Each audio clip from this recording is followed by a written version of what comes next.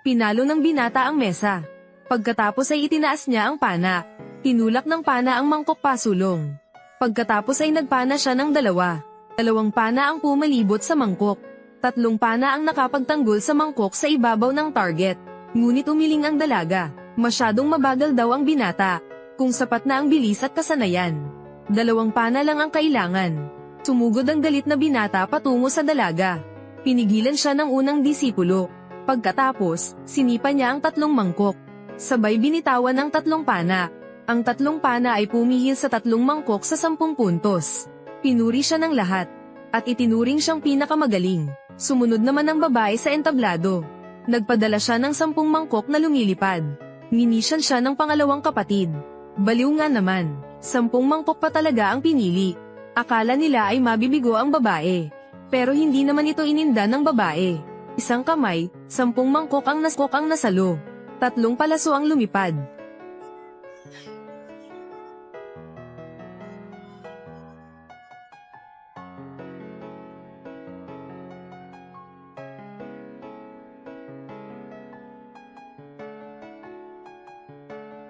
Sa 3 palaso lamang, naabot niya ang 10 mangkok.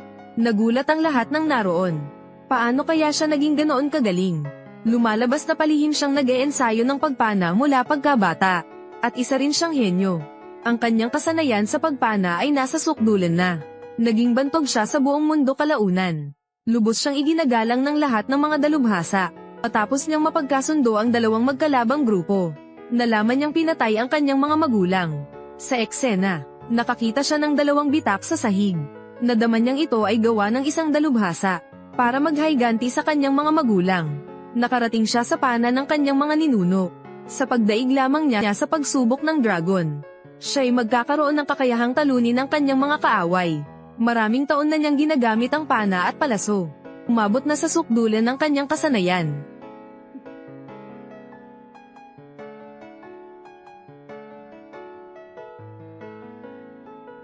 Isang palaso ang tumagos sa 9 na target na dragon. Nagulat ang kanyang lolo at 2 kuya. Hindi nila inaasahan iyon. 9 na target na hugis dragon ay may mga butas na paikot. Ipinakikita nito na gumamit ang dalaga ng bagyong pana. Pare-pareho ang laki ng mga butas. 8 target ang tinamaan ng panang ito. Sa ika-9 na target, huminto na ang pana. Napakahusay ng pagkontrol sa panang ito. Ang unang disipulo, ito ay isang nawalang sining na pana ng dragon. Pero hindi nila alam na siya ang dalaga. Akala nila isang dalubhasa ang dumaan. Si NGOCVTHUNG kaya iyon. Iniutos ng lolo ko na hanapin ang dalubhasang ito. Pero hindi nila alam na ang dalaga pala ang dalubhasa. Ang kulit ng batang yun. Anong ginagawa mo dyan? Hindi mo ba narinig ang sinabi ng lolo ko? Bakit hindi ka pa naghahanap? Hindi ako iyong katulong. Wala kang karapatang utusan ako. Aalis na ang babae. Pinatigil siya ng unang disipulo. Pagkatapos, sinabihan siya nitong babae lang siya. Dapat sumunod sa mga lalaki. Sabi nila kung hindi tutulong ang babae sa pamilya. Hintayin natin ang kompetisyon. Doon nila mahahanap ang asawa ng dalaga. Hindi mag-aasawa ng isang insekto ang isang phoenix. Sabi mo nga, ikaw ay isang phoenix. Ang bobo naman itong babaeng ito. Wala ka namang silbi. Anong karapatan mong tawagin siyang insekto? Sinabi ko na, hindi ako magpapakasal. Hindi iyan ang iyong desisyon. Ang angkan ng mga Zhang ay itinuturing ang martial arts na kapangyarihan. Ang pamilyang ito ay hindi nagpapalaki ng mga walang silbi. Paliwanag ng dalaga, kahit hindi siya nakapag-aral. Martial arts ay hindi mas mababa. Hindi naniniwala sa kanya ang lolo. Inutusan niyang lumaban ng dalaga. Kung matatalo, manahimik ka na lang. Simula na ng paligsahan. 3 pagsubok ang paligsahan. Ang unang pagsubok ay ang pagpana sa target at patayin ng kandila. Itinapon ng pangalawang disipulo ang pana paitaas. Pagkatapos, ibinato niya ito sa babae. Hindi kami nagpapakain ng tamad sa pamilyang ito. Sirang pana ito. Napakaganda nito para sa iyo. Ay kinuha niya ang pana at palaso. Isang palaso ang tumagos sa target at pinatay ang kandila. Simple pero malupit. Tumama sa gitna ng target at pinatay ang apoy. Napakahusay ng pangalawang disipulo. Magaling ang iyong kasanayan. Pero may problema ang posture mo. Kung ganyan lang, tiyak na masasaktan ang iyong mga litid. Nagalit ang binata, sinabihan niya ang dalaga na tumahimik. Nagdagdag pa ng komento ang lolo tungkol sa binata. Napakahusay na mga kasanayan. Sinabi ng unang disipulo sa dalaga na sumuko na. Huwag kang magpatawa rito. Pagkatapos, kinuha niya ang pana at palaso.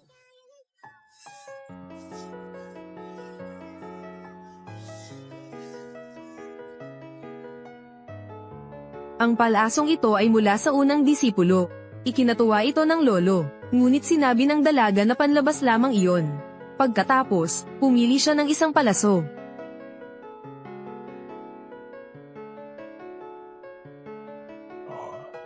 Sumuko ka na kung wala kang silbi. Ano ba ang ipinapakita mo? Anong ibig mong sabihin sa pagkagat mo ng balahibo? Ginagawa mo ang sarili mong katawa-tawa. Tingnan natin kung hanggang kailan ka makakapagpanggap.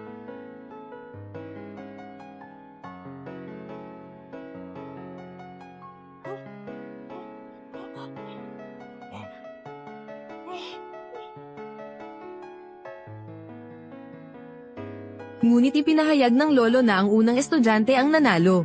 Agad na pinabulaanan ng dalaga ang resulta. Bakit siya nanalo? Nagalit ang lolo at sinabi na, malakas man ang kakayahan, mahina naman ang loob. Sinabi rin ng mga alagad sa dalaga na, nag-aalinlangan at walang determinasyon. Sa ikalawang laban, ang pangalawang alagad ay gumamit ng 3 palaso upang aipatong ang mangkok. Ang unang alagad ay nakapagpatong ng 3 mangkok. Ngunit, ang dalaga ay nakapagpatumba ng 10 mangkok, at 3 palaso ang pinaputok.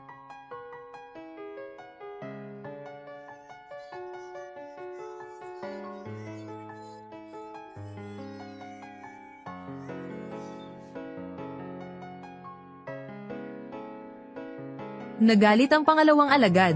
Sabi niya, nanloko raw ang babae. Doon sa unang laro kanina. Sabi mo, may problema raw ang pana ko. Normal naman ang pana na ginamit ko. Tapos sasabihin mong may problema ang palayok ko. Mahina ka, palaging may dahilan. Ikaw, ano man ang maging resulta ng larong ito. Ikaw na ang panalo. Sa ngayon, pantay ang puntos mo kay Long H. Kailangan pang ihambing ang huling laro para malaman ang pangwakas na resulta. Sige, kung manalo ako, tuparin mo ang taya natin. Panghuling laban na, ipasa ang barya sa tabla. Masyadong malakas ang pagpuwersa ng pangalawang disipulo. Nasira ang barya. Ganun lang ba yun? Ikaw.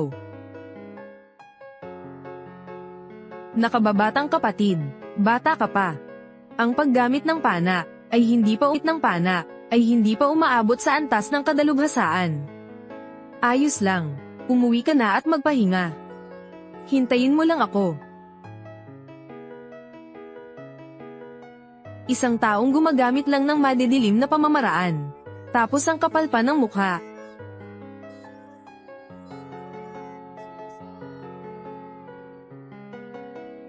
Sana matapos ang palasokong ito.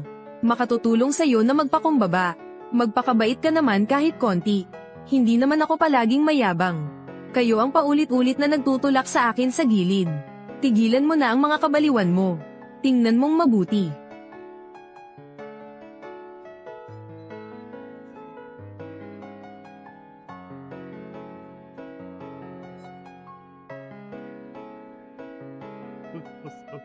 Magaling. Napakagaling. Napakatalino nga naman ng binata. Napakahusay. Isang napakagaling na pana, ang panganay na anak ng pamilyang Zhang. Ay tiyak na magtatagumpay. Tingnan mo lang ang palaso na ito. Apo ko, si Long H. May tindig ka ng isang dakilang master. Salamat, lolo. Hindi naman masama. Aaminin ko, medyo swerte lang ako. Pero sapat na ito para matalo ka.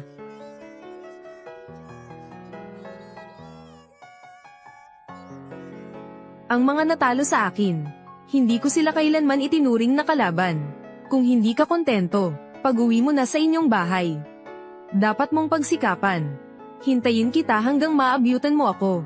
Hanggang sa mapagtanto mo, na habang buhay mo na akong hindi maabyutan. Hay nako, tanggapin mo na ang tadhana mo. Tatanggapin ko na lang ba ang tadhana?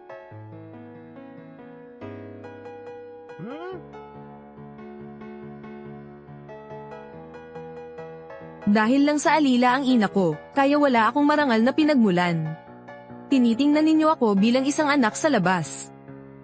Inaapi ninyo ako, pinaghihirap ninyo ako, pinagdadamot. Pero alam ba ninyo? Pantay-pantay ang mga tao, walang mataas at mababa ang uri.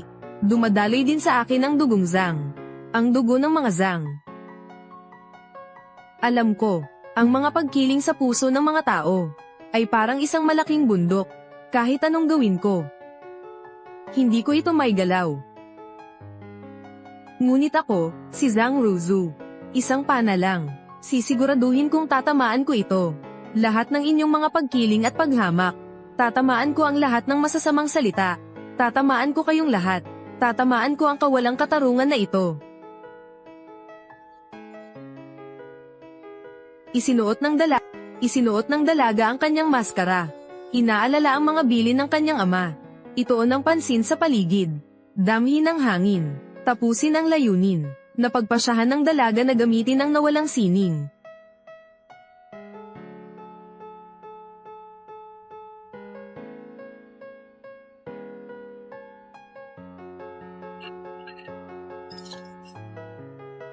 Anak, damhin mo ang palaso mo. Ipapakita ko sa inyo.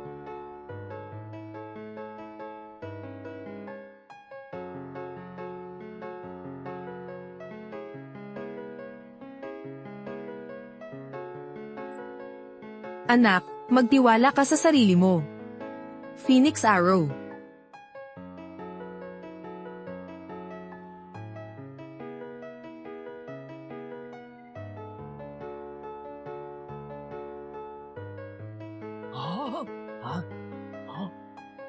Kakayahan ba yan ng Phoenix?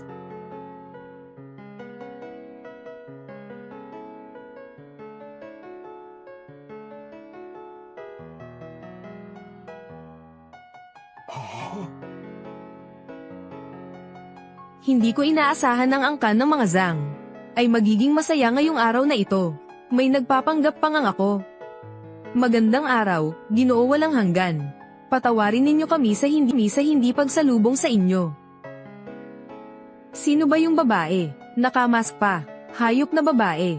Magpapanggap kang si Lord VTHUNG. Tanggalin mo yung maskara mo. Nakakatawa naman. Hindi nyo ba nakikilala kung sino ang totoo? Hayop na babae. Gusto mo bang maghanap ng gulo sa pamilyang Zhang? Tanggalin mo na ang maskara mo. Samping kang babae. Humingi ka ng tawad kay Mr. Wu Chang. Isa ka lang namang impostor. Hindi siya karapat-dapat na humingi ako ng tawad. Ikaw, huwag kang maingay.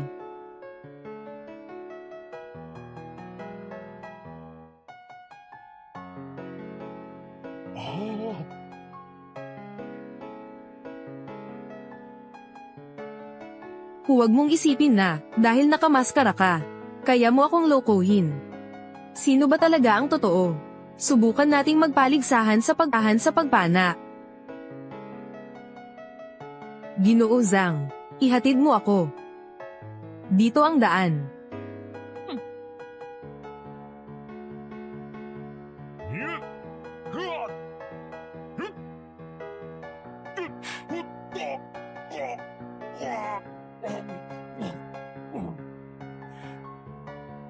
Ano?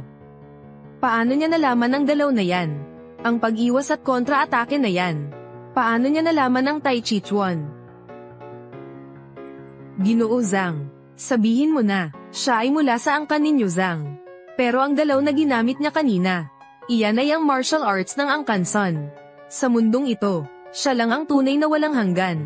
Marami siyang alam na uri ng martial arts. Ang ibang magnanakaw. Dapat silang managot.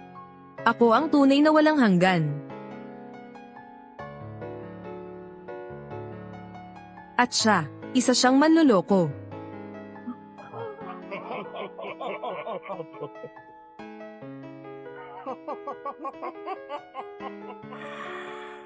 Parang puro kalokohan lang ang sinasabi mo.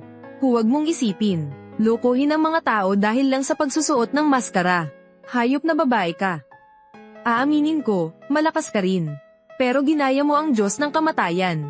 Dapat kang managot, hayop na babae. Gusto mo bang mapahamak ang angkan ng mga Zhang? Ginoo VTHUNG.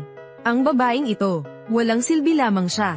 Ang mga sinabi niya, hindi iyon kumakatawan sa amin. Mula nang pumasok ako sa angkan ng mga Zhang. Ang babaeng ito, dahil nagpanggap siyang ako. May libre akong oras ngayon. Susubukan ko ang kanyang kakayahan. Sino ang tunay? Malalaman ninyo agad. Ninyo agad.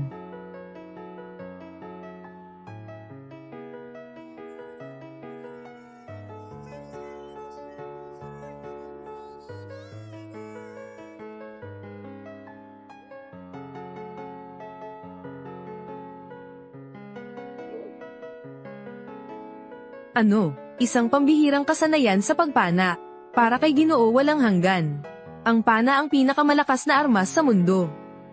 Kahit walang talem, kayang putulin ang lahat. Lolo.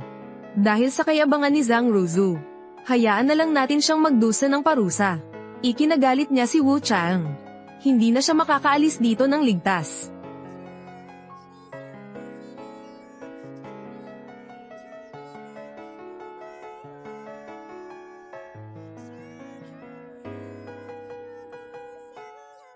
Ito ang kakayahang sumipsip ng enerhiya ng buwan. Akala ko'y walang silbi siya. Hindi ko akalain na ganito siya kagaling. Matalino rin pala siya. Kaya naman pala. Minamaliit natin siya noon.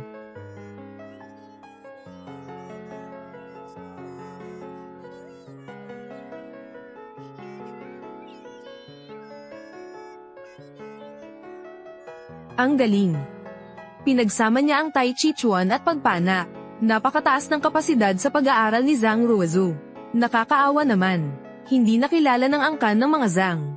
Nagkamali ang angkan ng mga Zhang. Ang babaeng ito ay isang henyo. Inabuso nila ang babae. Henyo siya. Kahit na malakas si Ginoo Wu Chang. Kung may oras, true ang NHU Tuyet. Maaari siyang maging isang dalubhasa. E ano kung henyo siya? Ano kung may pambihirang talento siya? Ngayon, mamamatay ka talaga. Oo nga, kaunting lakas ko lang ang ginamit ko. Nang pigilan mo iyon, magiging mapagmamalaki ka na niyan habang buhay. Ano? Nagtagumpay nga ba talaga siya? Sinabi ko na sa inyo. Inaasar ng Diyos ang babaeng iyan. Pinagalit natin ang Diyos. Ano na ang gagawin natin ngayon? Kung susuko ka ngayon, tapos lumuhod ka at humingi ka ng tawad sa akin, maaaring patawarin kita. Kung hindi, dadagdagan ko ang aking kapangyarihan. At tiyak na mamamatay ka. Zhang Ruzu, binibigyan ka ng pagkakataon ni Lord Buchang. Lumuhod ka na at humingi ka ng tawad sa kanya. Oo nga, babaeng mapahamak. Huwag ka nang magmataas. Lumuhod ka na at humingi ng tawad sa kanya. Ang mahalaga ay mabuhay ka. Ate, dapat mong mailigtas ang buhay mo. Lumuhod ka na, at humingi ng tawad kay Lord VTHUNG. Manloloko siya. Manloloko siya. Napakamatigas ng ulo mo. Ikaw, nababaliw na siya. Dito siya mamamatay. Napakamatigas ng ulo ng babaeng iyan. Zhang Ruzu, huwag ka nang maging matigas ang ulo. Kung gusto mo talagang mamatay, tutulungan kitang gawin yon. Huwag ka nang mag-inarte pa. Sumugod ka na.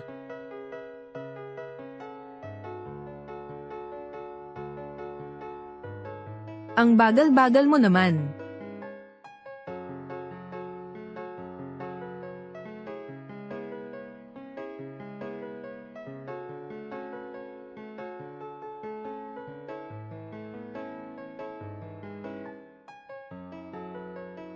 Bilisan mo. Sumuko ka na. Niloloko mo lang ang lahat. Malalantad ka rito.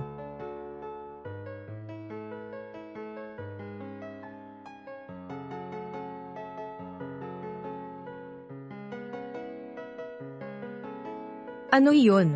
Tumaas ang lakas niya, pero napigilan pa rin ni Zhang Ruzu. Kakaiba. Kung ako siya, pinatay ko na si Zhang Ruzu. Zhang Ruzu, tingin ko'y henyo ka, kaya ko pinigilan ang aking kapangyarihan. Hindi mo ba napapansin? Ngayon lumuhod ka at humingi ka ng tawad sa akin. Kung maglalakas loob ka pang humakbang, babarilin kita agad dito. Ang Diyos ng kamatayan ay napakamalamig, pero hindi niya pinatay si Zhang Zu. Hindi ko maintindihan. Ang Diyos ng kamatayan. Napakabait niya. Tama. Ang babaeng si Zhang Ruzu. Binibigyan na siya ng Diyos ng kamatayan ng 2 pagkakataon. Ayaw mo pa ring lumuhod at humingi ng tawad sa kanya. Ano, lumuhod ka? O kaya huwag? Sumugod ka na. Tigilan mo na ang kalokohan mo. Sige. Pinagalit mo na ako. Kulang ang galing mo. Kaya galing mo. Kaya ganyan ka na lang kainis.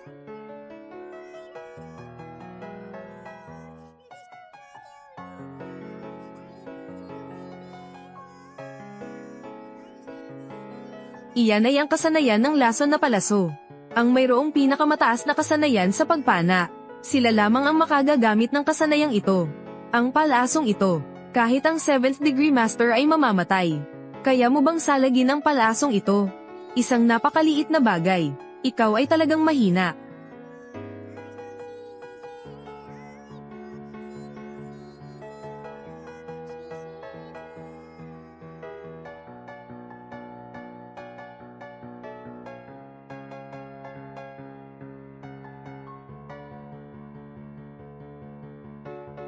Ang palaso na ito, tumama sa kalangitan.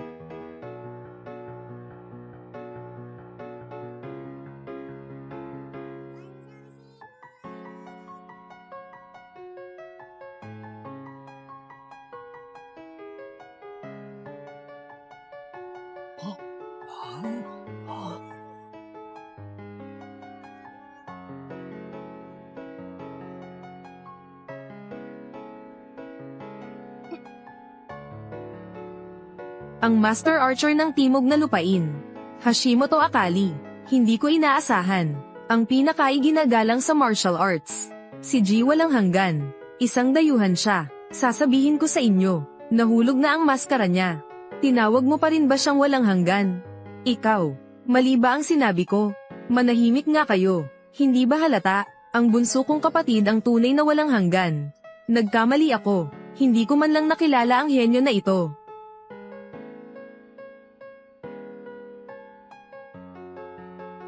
Ang mga bakas na ito, napakakakaiba, napakaliit ng mga bitak, pantay ang lalim. Tiyak na hindi gawa ng armas. Ito ay ginawa ng isang espesyal na uri ng martial arts. Lumalabas na gawa ito ng bansang Zhao. Pinatay nila ang mga magulang ko.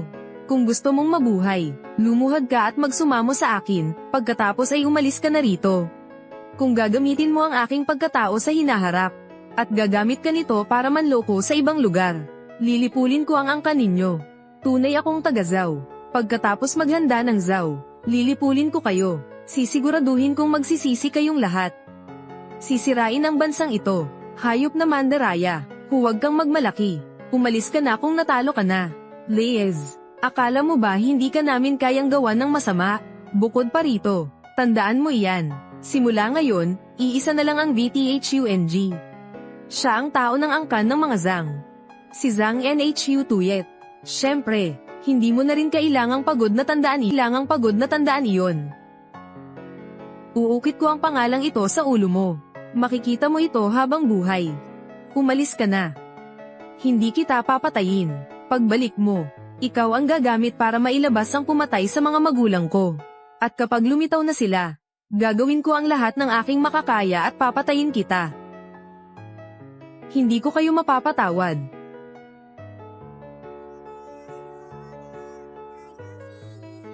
Lahat. Mula ngayon, dapat tayong maging maingat, at maging mas mapagmatsyag. Maaaring lokohin tayo ng mga masasamang tao. Tama ang paalala ni Mr. Zhang. Noon, sinunod-sunod natin siya. Nakakasuklam iyon. Umalis na ang mga impostor. Eto naman, kahit na si Zhang Ruzu, siya nga talaga ang tunay na Diyos ng kamatayan. Pero sa pagkakataong ito, ang pagpapakita niya sa martial arts tournament, napakahusay niya. Lubos sa husay niya. Lubos akong nagulat. Zhang Ruzu. Ang angkan ng mga Zhang ay nagkamali noon. Humihingi kami ng paumanhin sa iyo. Sana, mapatawad mo kami, Zhang Ruzu. Napakalihim mo namang magtago ng iyong lakas. Nagkasala ako sa iyo noon. Huwag mo na akong pag-alitan. Zhang Ruzu. Ang bunso kong kapatid na babae. Lahat ng iyon ay mga maling akala noon. Nagkamali ako sa iyo. Mahina ang mga babae. Maraming mahuhusay na tao. Sana tandaan ninyo sa hinaharap na huwag mang-api ng iba. Sige, Ginoo Zhang. Kahit na ano paman. Ang angkan ng mga Zhang. Kayo ay nagtagumpay at nagpakita ang isang henyo. Tama, Ginoo Zhang. Ang inyong angkan ay nagkaroon ng si Zhang Ruzu. Ngayon, ang angkan ng mga Zhang. Kayo ay magiging napakalakas sa hinaharap. Kalakas sa hinaharap. Tama, ang lahat ng mga problema natin ay lumipas na. Ngayon, nawala na ang impostor. Ano? Ngayon, magpatuloy na tayo.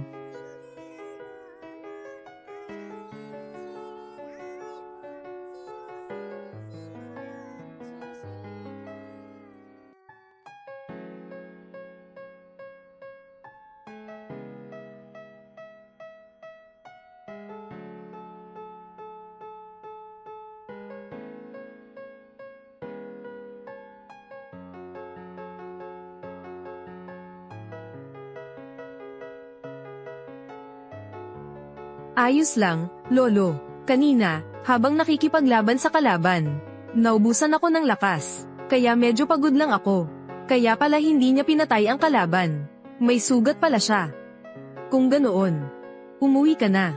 Ang laban ngayon, para kina Long H at Jing Jiu. Sila ang haharap para sa iyo. Tama.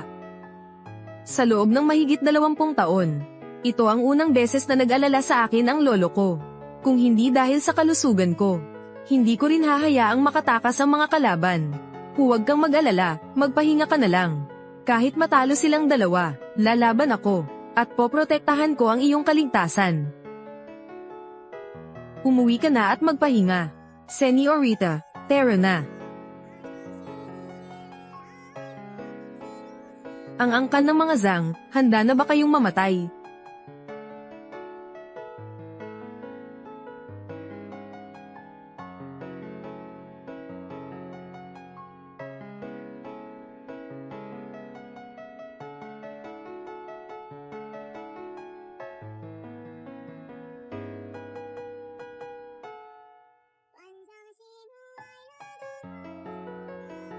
Sige, ngayon na. Ang 5 pinakamakapangyarihang angkan ay narito na. Makakatipid ako ng oras sa paghahanap mo.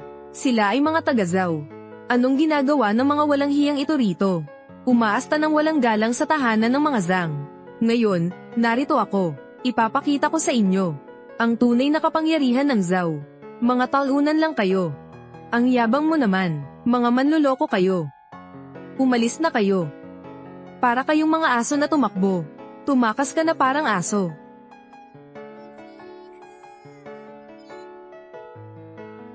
Kayo, maglalakas loob kayong saktan ang mga estudyante ko. Handa na ba kayong mamatay? Sinasabi ko sa inyo, manahimik kayo. At umalis na kayo rito. Ngayon ang araw ng pagpapaligsahan ng 5 malalaking angkan. Wala kaming panahon sa inyo. Ngayon, nandito kami para makipaglaban. Ang 5 angkang ito. Mga duwag na aso lang kayo.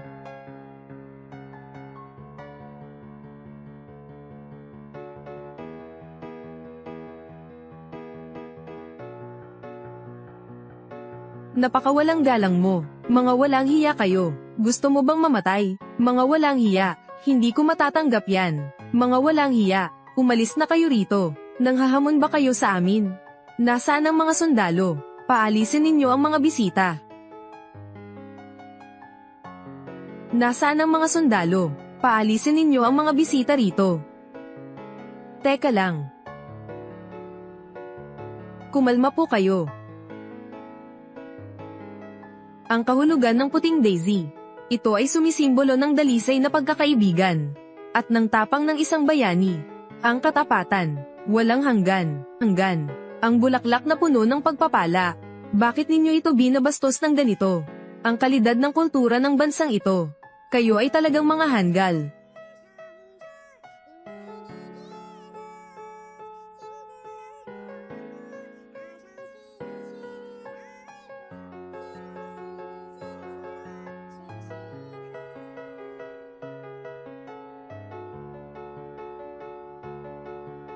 Sige, ang bastos mo naman. Hayop ka. Sinasabi ko sa inyo, umalis na kayo rito. Kung hindi, lalabas kayo rito ng duguan. Ang yabang mo naman. Sa tingin ko, ang iyong martial arts. Napakalakas din ito, hindi ba? Para matalo ka. Kakailanganin ko lang ang 1/10 ng aking lakas. Qin Shi Yu. Ang mga tao sa bansang Zhao ay mga duwag. Para silang mga pagong. Huwag silang mga pagong. Huwag mo silang takutin ng ganyan. Hihimiti sila.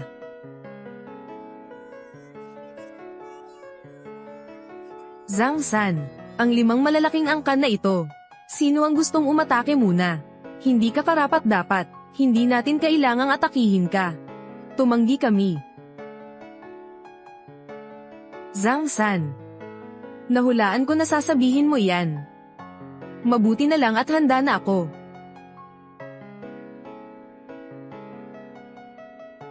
Hayop na ito, kung magtatangka kayong gumawa ng masama, at mang-insulto sa amin, pagsisisihan ninyo ito. Napakahalaga nito sa inyo.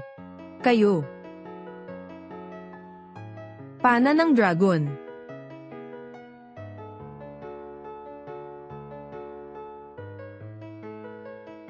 Pana ng Dragon. Zhang San, ang galing mo naman. Ang pana na ito ang pana ng dragon. Ito ang maalamat na sandata ninyo. Ginamit ito ni General Lubu. Ano, ipapasugol namin ang pana na ito. Gusto ninyong makipagpaligsahan sa amin. Sabihin mo, sumpa ang bansang Zhao, ang panang dragon na ito. Kayamanan ito ng Dacia. Bakit ninyo gagamitin ito para sa pastahan? Kayo'y napakawalang galang. Kinukuha ninyo ang mga gamit namin. At pumunta pa rito para magsugal. Parang, hindi ba kayo natatakot mamatay dito? Isang anti-gang bagay lang ito. Bakit kayo nagkakaganyan? Ngayon, gamit ko ang pana na ito. At papatayin ko kayong lahat dito. Hayop na ito. Ngayon, dudurugin ko ang ulo mo. Hamon. Tinatanggap namin iyan. Mamamatay kayo rito. Ito ang lupain namin. Huwag kayong magmataas. Papatayin ko kayo. Napakaangkin ninyo. Sige. Ano ang alituntunin? Zhang San. Ang pagdating ng maaga ay hindi kasing halaga ng pagdating sa tamang oras. Ngayon, naglalaban na kayo. Kaya, susundin ko kayo. Susunod sa mga patakaran dito. Sige. Walang awa ang martial arts. Lahat, dapat kayong maging mas maingat. Unang laban, sisirain ko ang inyong kumpiyansa.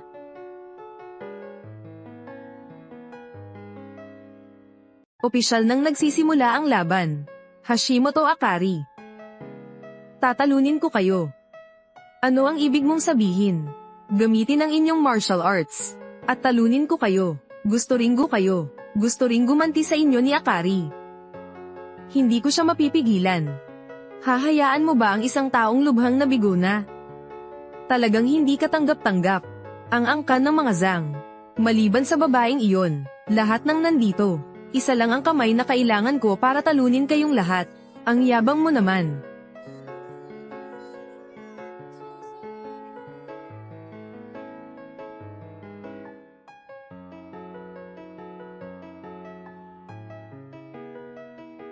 Sige. Nanalo siya, 10 taon na. Ikaw ang pangalawang taong nagpapaseryoso sa akin. Napakagaling, si Master Sun ay talagang mahusay. Madaling nanalo si Master Sun. Ang impostor na ito, wala ka bang hiya? Kanina, ang yabang mo. Ngayon, natalo ka na. Marami ka ng karanasan. Sumusuko na ako. Sige. Sige. Kanina, sinabi niyang gusto niyang mag-higanti. Ngayon, sumuko na siya. Ang laban na ito, kaunting lakas lang ang ginamit ni Papa. Pero naubos mo na ang lakas mo. Iyan ang pagkakaiba. Ang tanga-tanga mo naman.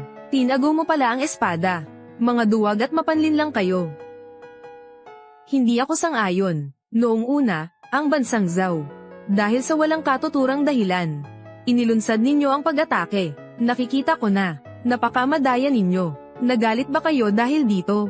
Noon din, dahil sa walang katuturang dahilan, nagpatuloy kayo sa pag-atake. Kaya tinatanong ko kayo, ang mga mamamayan ng ating bansa, dapat ba silang magalit? Huwag mo siyang masyadong kausapin. Sino ang mangangahas makipag-away sa akin? Look high. Ikaw naman. Sige.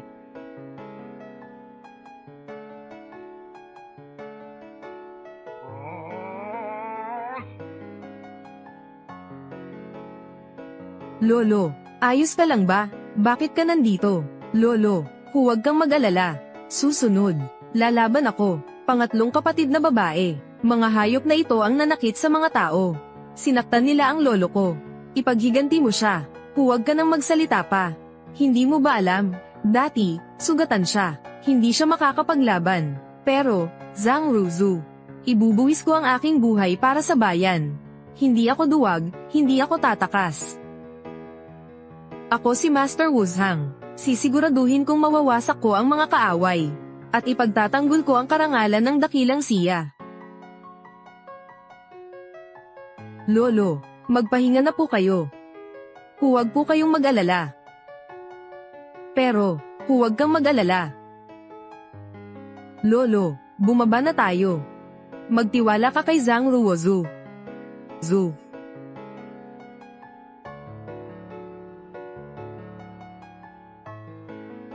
Master, siya ang babaeng iyon.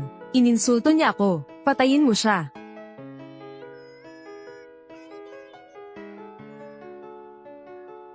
Ang maliit na bansang Zhao. Kayo ay isang bansang natalo. Ang inyong mga ninuno ay mga talunan. At naglakas loob pa kayong pumunta rito. Mga walang hiya. Kayo ay mga aso. Tama ka. Sige. Master. Siya ang masamang babae. Patayin ninyo siya. Ang masamang babaeng ito. Paano mo nagawa iyon? Sinaktan mo ang estudyante ko. So what? Papatayin kita. Master. Isa lang siyang ordinaryong babae. Hindi mo na kailangang gawin yan. Sasaktan ko siya. Gamitin mo ang buong lakas mo. Huwag ka nang magkagulo pa. Sige.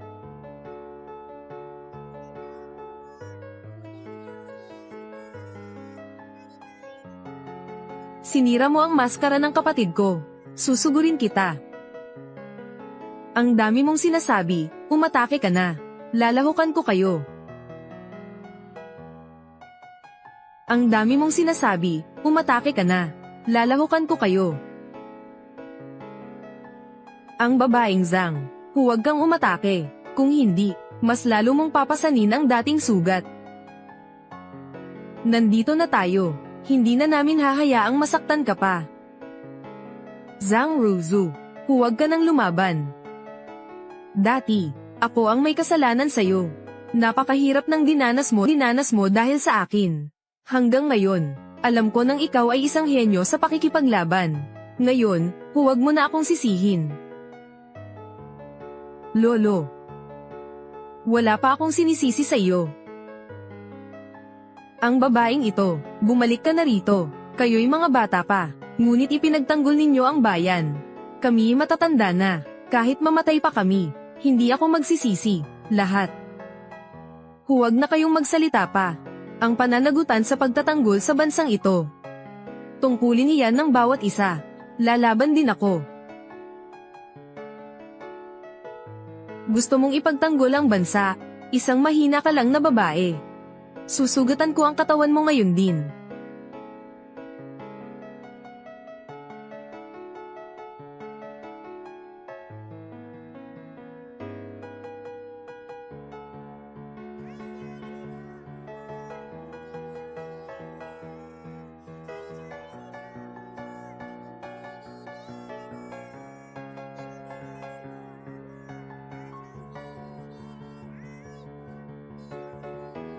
Look high. Hashimoto Akali.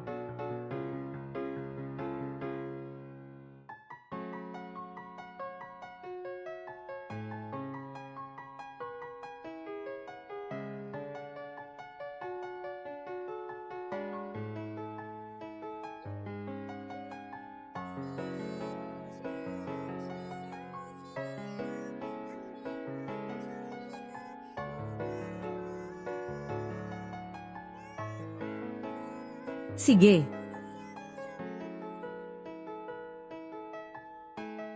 Look high.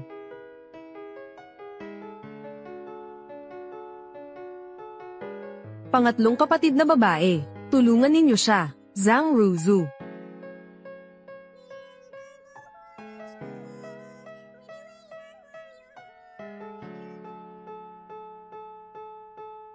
Ayos ka lang ba?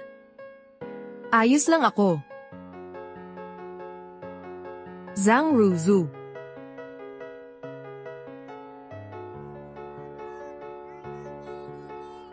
Gusto kong patayin kayong lahat. Mamamatay kayo dahil dyan. Patay na ang dalawang alagad ninyo. Umalis na kayo rito. Kung hindi kayo aalis, sabay-sabay namin kayo susugurin. Malubha na ang sugat niya. Napakababaw ninyo.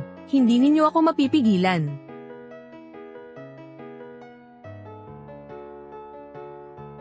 Zhang Ruzu. Bumalik ka na. Dalaga sa angkan ng mga truong. Huwag ka nang lumaban. Maaari kang mamatay. Dapat kang mabuhay. Maghayganti ka na lang mamaya. Zhang Ruzu. Mga kriminal lang sila. Huwag mong isasakripisyo ang buhay mo para dyan. Tama.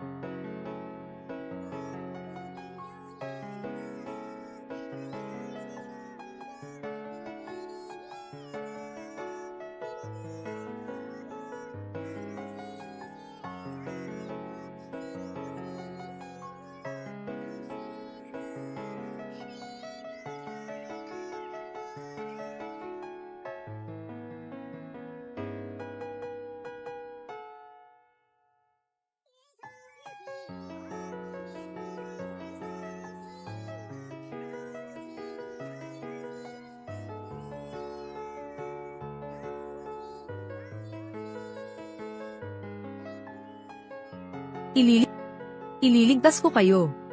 Kung hindi, mamamatay kayo. Ililigtas ko kayo. Kung hindi, mamamatay kayo. 100 taon na ang nakakaraan. Mga sundalo ng bansang Zhao. Sinakop nila ang daha. Gumawa sila ng mga pinakamasasamang bagay. Ipinanganak ako sa panahon ng kapayapaan. Ngunit alam ko ito. Marami na akong nabasang aklat sa kasaysayan. Sa loob ng 20 taon, marami pa ring masasamang tao sa bansang Zhao. Ang mga ninuno ng mga angkan. Handa silang isakripisyo ang kanilang buhay para mapuksa ang mga masasama. Ngunit hindi sila nagsisi. Hindi rin ako nagsisisi. Hindi ako isinilang noong panahong iyon. Kung hindi, makikipaglaban din sana ako. Ngayon, may balak na masama ang bansa ng Zhao. Ginamit nila ang kanilang mga kalakasan, at inatake ang ating mga kahinaan. Marami silang pinatay. Marami ang umiyak. Ako si Zhang Ruzu. Hindi ko hahayaang gawin nila iyon, kahit babae lang ako. Maraming paghihirap ang dinanas ng Dacia. Hindi na ako papayag na mangyari pa iyon. Ngayon na. Ipagtatanggol ko ang bansang ito. Ito ang lupang nagpalaki sa akin. Hindi ko kayo hahayaan. Kayo'y mga masasamang nilalang ng isang masamang bansa. Sa aking lupain. Hindi ninyo gagawin ang mga masasamang bagay. Akala mo ba ikaw ang bida? Hayaan kitang magsalita mag-isa. Akala mo ba kaya mo akong talunin?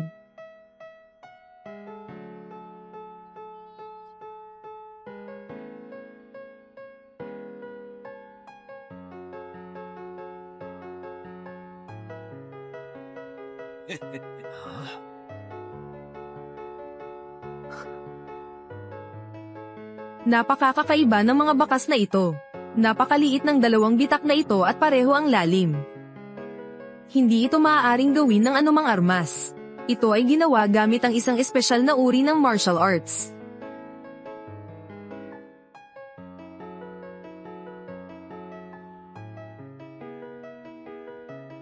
Pinatay ang mga magulang ko kaninang umaga.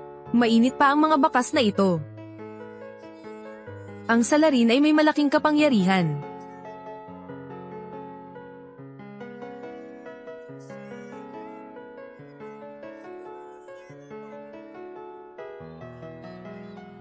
Ito ang kasanayang iyon. Siya ang pumatay sa mga magulang ko. Napakalakas niya. Hawakan lang ang busog. Malakas na enerhiya ang inilabas nito. Naiwasan niya ang atake. Huwag kang magmadali. Lumilipad pa ang pana. Hindi mapapahamak ang Phoenix.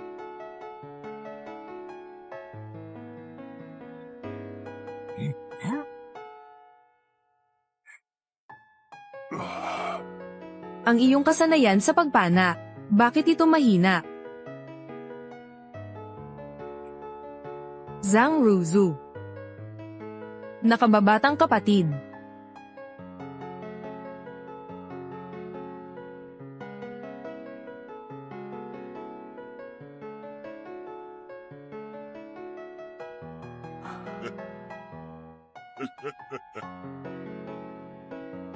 Huwag ka nang lumaban. Ikaw. Isang mahina lamang na babae ka. Hindi ko inaasahan na may taglay kang ganitong lakas. Kapag gumamit ka ng enerhiya, mas lalala ang sugat mo. Tama. Zhang Ruzu. Ngayon, hinihiling ko na makipagtulungan ka sa akin. Pumayag ka ba? Huwag ka nang magsalita ng ganyan karami. Kailangan kang mamatay ngayon. Zhang Ruzu, huwag kang magmadali. Pakinggan mo muna ako.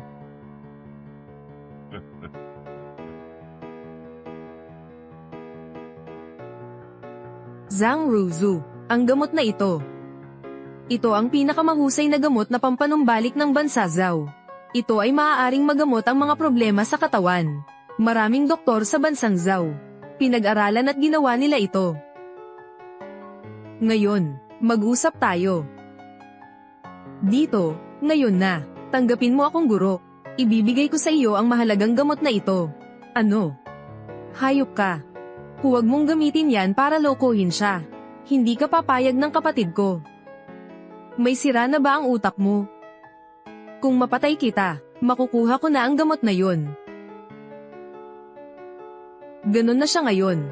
Paano niyo ako papatayin? Ikaw. Kahit mamatay pa ako, sasamahan ko siyang mamatay. Para makaganti sa mga magulang ko. Tama ang sinabi ng hayop na yan. Sa ngayon, ang bansa ng Zhao. Kaya lang nila nagawa ang gamot na ito. Tama. Ang bansa natin, kulang ng isang uri ng halamang gamot. Kung hindi, ang kahinaan ng katawan na ito, nasolusyonan na sana ito noon pa. Sige. Bibigyan kita ng dalawang pagpipilian. Una, tanggapin mo ako, at maging estudyante ko. Ibibigay ko ito sa iyo. Pangalawa, paupuin mo ang iyong lolo. At gumapang siya sa pagitan ng dalawa kong binti. Pagkatapos ay sumigaw ng 3 beses. Ang martial arts ng dakilang hari. Walang kwenta lang na martial arts yan. Kung gagawin mo yan, ibibigay ko sa iyo yan. Isipin mo ng mabuti. Nanaginip ka ba? Hindi ko maintindihan. Hindi ka ba natatakot na pagtulong-tulungan kanila? Kahit mamatay pa ako, hindi ko gagawin yan. Mapupunta ka sa impyerno, Zhang Ruzu. Hindi mo dapat gawin yan. Ang ating bansa. Maaaring matalo ito ngayon. Ngunit hindi mawawala ang tagapagmana ng bansa. Sana, ibibigay ko ang karangalan ko at luluhod ako. Ipagpapalit ko sa iyo ang gamot na iyan. Ikaw ang kinabukasan ng bansa. Dapat mong tandaan na. Ang sama ng loob natin. Gawin mong lakas, at gamitin ang lakas na iyan para umunlad ka. Isang araw. Mapapabagsak mo rin ang masamang bansang Zhao.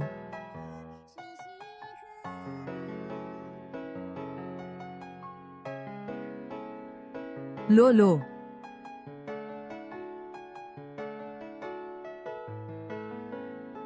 Huwag kang lumuhad. Tumayo ka na. Huwag kang lumuhad.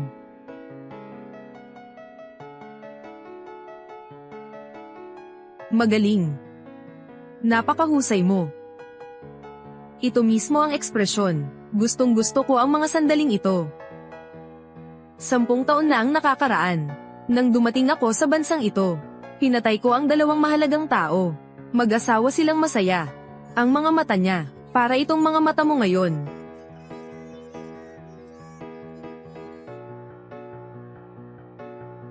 Gusto mo bang mamatay? Lolo. Tumayo ka na, huwag kang lumuhad. Zhang Ruzu, tandaan mo ito. Pigilan mo ang lahat ng emosyon mo. At gawing lakas. Magiging mas malakas ka ng dahil dyan. Ang mga bayani noon at ngayon, lagi silang handa sa pakikipaglaban. Hindi sila nagpapakita ng emosyon. Zhang Ruzu, Zhang Ruzu. Ang angkan ng mga Zhang. Nagkamali kami. Ngayon, humihingi ako ng tawad sa iyo. Sana, mapatawad mo kami. Zhang Ruzu, itinago mo ang iyong kapangyarihan. Nagkasala ako sa iyo noon. Huwag ka nang magalit. Zhang Ruzu, 3 kapatid ko. Nagkamali ako sa pagkakaintindi ko sa iyo noon. Huwag mo akong pagalit.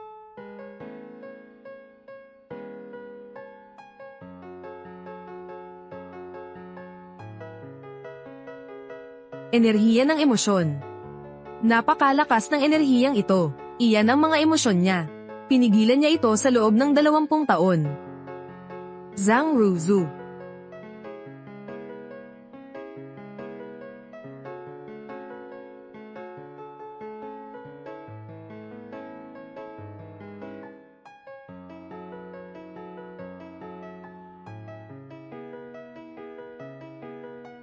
Wala akong pakialam sa buhay ko. Pero ngayon, mamamatay ka. Ang kalagayan mo ngayon, kayo'y kamukha ng mag-asawang pinatay ko. Ang iyong enerhiya ay tulad nito. Ang panay titira na. 3 taon ko na itong hinihintay. Ang tunay na kapangyarihan ng pana, habang buhay ko na itong hinahanap. Makinig kayong mabuti sa akin. Huwag kayong gagalaw. Katawan na bakal. Huwag gumalaw. Katawan na bakal. Palabas na ang pana, lakas ng isang lumilipad na dragon. Palabas na ang pana, lakas ng isang lumilipad na dragon. Anak, bawiin mo ang pana.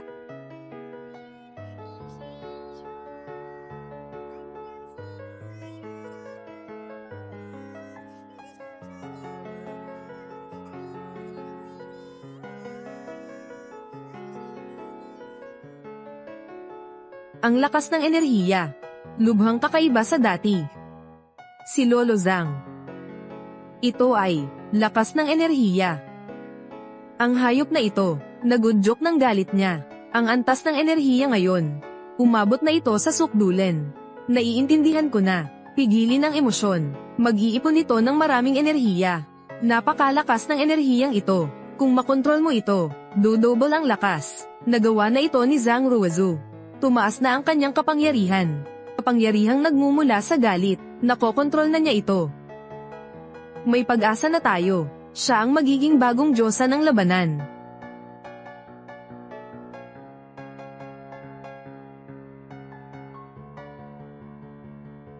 May pag-asa na tayo. Siya ang magiging bagong diyosa ng pakikipaglaban. Ang hayop na ito. Kanina, ang yabang mo naman. Ngayon, magsisisi ka riyan. Ganun pala, ama ko. Ikaw pala ang pumatay sa kanya. Kahit mamatay man ako rito, papatayin din kita. Tapos itatapon kita sa dagat, para mawala ka na.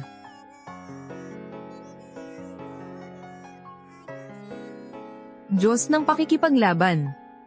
E ano naman kung Diyos ng pakikipaglaban? Ang mga Diyos ng pakikipaglaban na aking natalo. Napakalalakas nila. Ngayon, sasabihin ko sa inyo. Kayong lahat na naririto. Ang atake kanina, kalahati lang ng aking lakas ang ginamit ko. Isa lang siyang ordinaryong babae. Wala siyang pag-asa na manalo sa akin. Ang dami mong sinasabi. Mamamatay ka ngayon.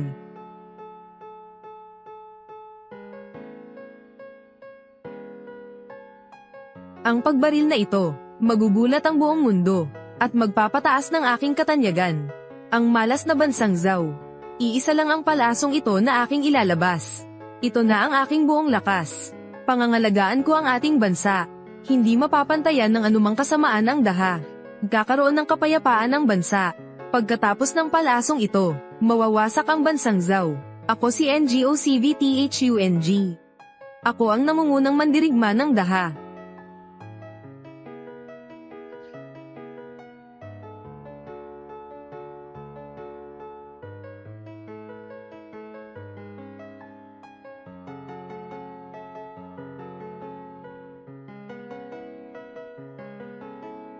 Napakagaling. Ikaw. Anong uri ng pana ang ginamit mo? Gusto mo bang matuto? Ituturo ko sa iyo. Ang palasokong ito. Sinira ang iyong mga pressure point. Mula ngayon, isa ka ng may kapansanan. Hindi ka na makakatayo. Sinasabi ko sa iyo. Ang bansa ko. Kami ang pinakamalakas. Mga sundalo. Paalisin ninyo sila.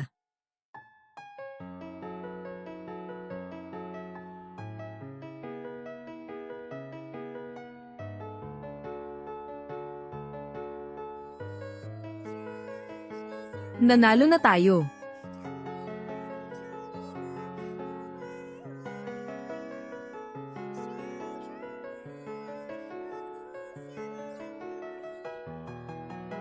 Napanatili ang ating bansa.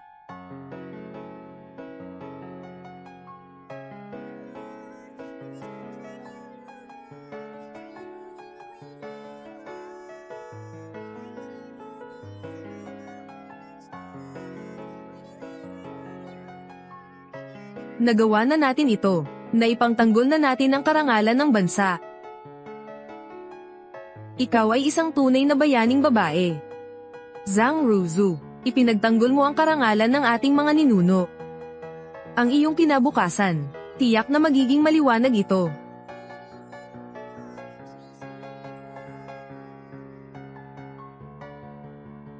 Nanay, tatay. Naghiganti na po ako para sa inyo. Ang mga kaluluwa ninyo ay nasa langit na. Huwag na kayong mag-alala. Sana sa hinaharap, ang bansang daha ay laging mapayapa at umunlad ng malakas.